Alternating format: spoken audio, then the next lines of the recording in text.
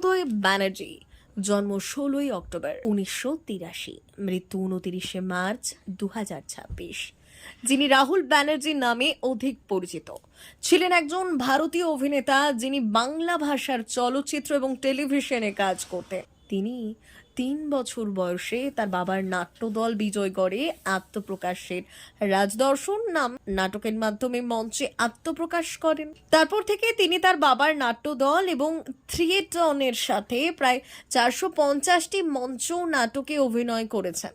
তিনি সহ অভিনেত্রী প্রিয়াঙ্কা সরকারকে বিয়ে করেছিলেন। রাজ চক্রবর্তী পরিচালিত চিরদিনই তুমি যে আমার ছবিতে প্রিয়াঙ্কা সরকারের বিপরীতে অভিনয়ের মাধ্যমে তিনি তারকা খ্যাতি লাভ করেন।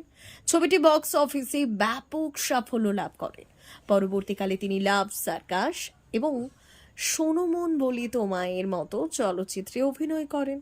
তুমি আসবে বলে ধারাবাহিকের মাধ্যমে তার টেলিভিশন অভিষেক হয়।